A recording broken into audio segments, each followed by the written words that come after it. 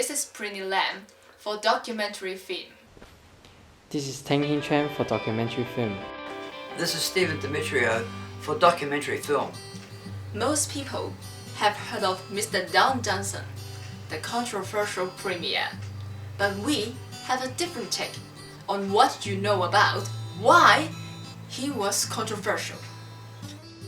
Some people were allowed to know Dunstan's policy ahead of time because they were privy to the holding operation. That was Australia. Most people were not to know because it would result in land speculation and rising prices. These people were informed by his signals, such as the safari suits, the pink shorts, and the case of rapper Maxwell Stewart. He said to me, he kicked me. And he said that words.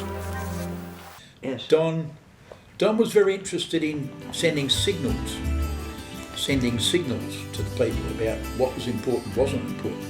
So we were the first state to get an Aboriginal governor, Sir Doug Nicholls. Don Dunstan's list of concern is long. It seems to form a puzzle. However, there were some clues. Dunstan's paramount concern is to remove the White Australia policy against migrant workers. Charles, tell me about your parents. I just remember my father in particularly mentioning that when he arrived to this country back in the 50s, he was bewildered by the fact that he always said, "Where am I here? What am I doing here?" He was in two minds about whether to remain here or not, because obviously the conditions were not that good, according to him. When we were in discussion, he would always complain about how they had it very difficult, how it was, there was very little there was very little assistance in the sense of being able to move on. The WAP had been placed by Labor in 1948 in tacit agreement with the British to their bootstraps Liberals, an effective barrier against British Commonwealth rivals, the pink parts of the map, because Britain claimed Australia as their own iron mine. Australians discriminate against others, even English migrants. The pretext is to safeguard jobs for whites, but white means strictly British or Nordic. Non-British Europeans are considered black or coloured. Do you think there was any class discrimination, or did your parents? Definitely. I recall my father mentioning at the time that there was class discrimination, that they felt that, my dad always mentioned that up until 1967-68, they felt as though they were treated like cattle in their workforce, because it was just, the pressures were enormous, the demands were enormous. There was very little time to enjoy any of the fruits of their labour, because it was always about getting on with what they had to do. South Australia needs the white migrant workers to build infrastructure. My parents didn't plan to remain here, but were planning to return back to Europe, because they didn't believe that they actually had achieved a great deal by remaining here. But things were getting better, and the economy was getting better, and they started to see more light at the end of things.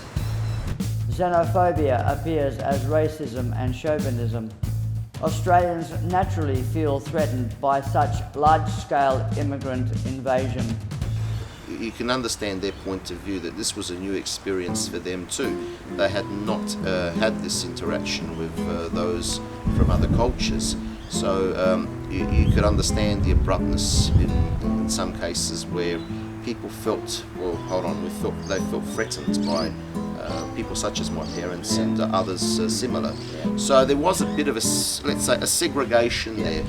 Enter Don Dunstan when South Australia needs him most. Keep in mind that Dunstan was first elected to the state parliament in 1954. So he had 11 years in the parliament before he became Minister of anything, which in fact was Attorney General. in 1965. In 1966, the British Commonwealth Prime Minister meeting in Lagos, Nigeria discussed multiculturalism. Population proposal for Australia in immigration circles is 50 million. Don Dunstan is concerned the White Australia policy will block progress and is determined to remove it because many migrants want to leave. Don Dunstan also plans the building of a huge cities for millions of people with close access to amenities and friends. Don Dunstan wants expansion east to Monaco. Economic and cultural ties also need less racism and more acceptance.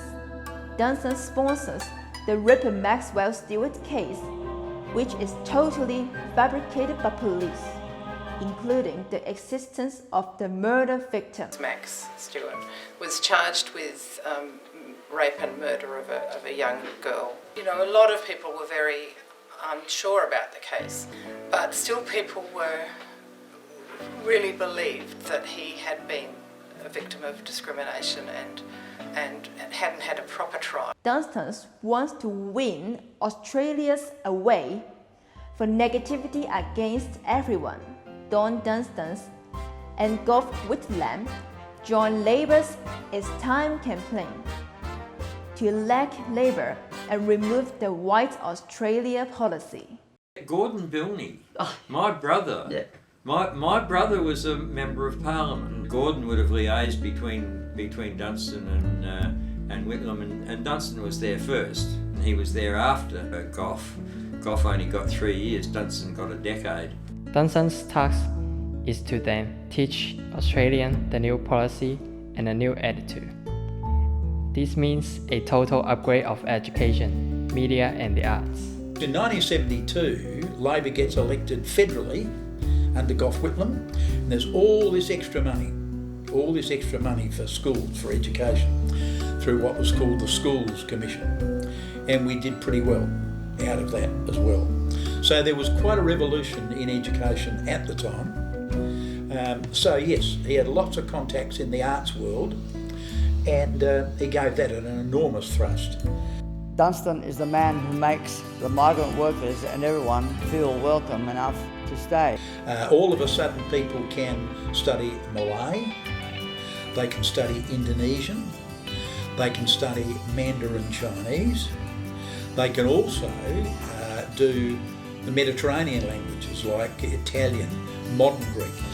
Don's answer would have been a better education so that they can move on. There was quite a revolution in libraries. It was an enormous expansion in libraries. I was forever going off somewhere in the country to open a new library. But what about those loud pink shorts? It's an all-inclusive signal that fuels the controversy and the message to the Queen that he'd done the job. By 1973, the White Australia policy is removed. Don Dunstan's Prime Minister, Mr. Gough Whitlam, is at the British Commonwealth Heads of Government meeting, CHOGM, in Ottawa, Canada, to celebrate the achievement. In this way, all three signals, including the Safari suit and the case of Ripper Maxwell Stewart, can now be viewed in context. For these reasons, we ask, did Don Dunstan create these controversies on purpose? No matter the answers, we believe that Australia is a far better place because of his contribution.